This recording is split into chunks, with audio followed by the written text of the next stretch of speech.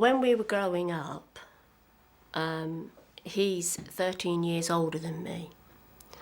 So there's certain things that I remember that I always thought that Joe was different, really, to most of the other kids on this working class post-war housing estate that we lived on. But my earliest remembrance of Joe is he used to walk me to school and he would hold my hand. And it's something that I hold very dear. No one else in the family held my hand, but Joe would hold my hand when he took me to school, and I would remember that. He used to do the oddest things, like he put a play on in the garden, and he would have sort of sheets over the line which was pretending to be a theatrical curtain. And then he would sort of, I think my sister and I played a fairy, and my brother played a bear, and Joe made all the costumes, and then he charged everyone in the street a penny to come in and watch it. On a working class estate, those sort of things don't happen very often. I think he always wanted to escape.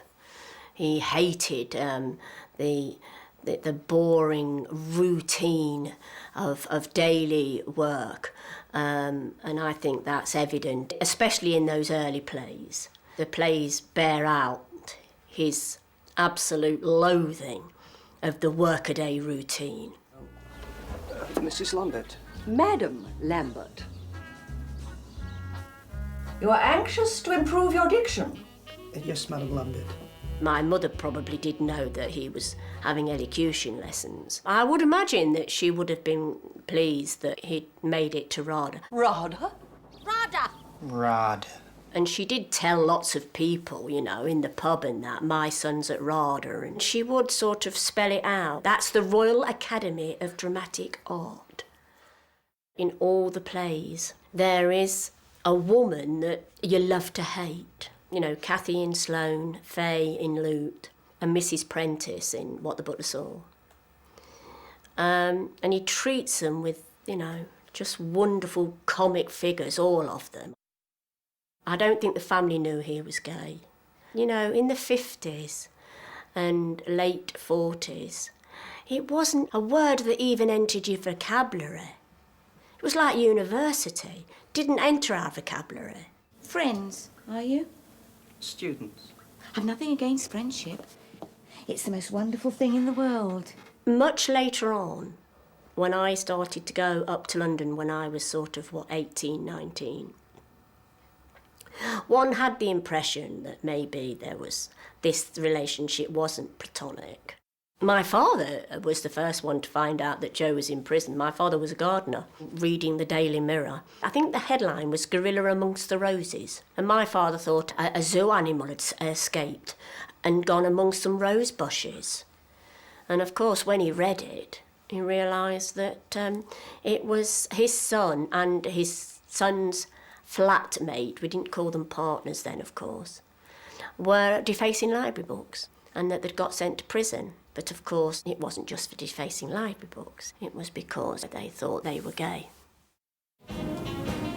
We had a lot of friends, all creeds and colours, no circumstances at all. Kenneth was brilliant at editing. Kenneth was brilliant at making suggestions and suggesting ways that the plot might work. And, you know, he did contribute, I think, a lot. I mean, and all the way through the diaries, Joe is saying, oh, Kenneth made this suggestion. I'm going to embrace that idea Kenneth made. I mean, there's no doubt about it that Joe wrote those plays. But Kenneth was a very important part of this splitting of Joe Orton and John Kingsley Orton. I'm sure that, you know, if they'd have lived, Joe would have come out. And really, he did come out. He came out in those plays. He came out in everything he was saying and doing. I've got away with it so far, and I'm going to go on. Thank you. Well, when I was sort of in my late teens, Joe had Entertaining Mr. Sloane on at the Arts Theatre Club. I sat there and was thinking, this is like no other play I've ever seen. I remember he turned to me at the end, and he said, well, what did you think? And I said, it made me laugh, but I don't think I've understood it. And he said, oh, that doesn't matter, he said. As long as you laugh, that's the most important thing. It makes you laugh. I've been an avid follower of all his plays. It's the writing that keeps him in vogue. The diaries are, just wonderful diaries of the 60s, especially the Tangier diary. And I was talking to a young guy the other week, and he said, until I read Joe, I was really guilty about being gay. But he said, in the 60s and 50s, he wasn't. He never let it really bother him, I don't think. He was just himself. That's a great legacy to leave behind, I think. I never told you. I met Paul McCartney.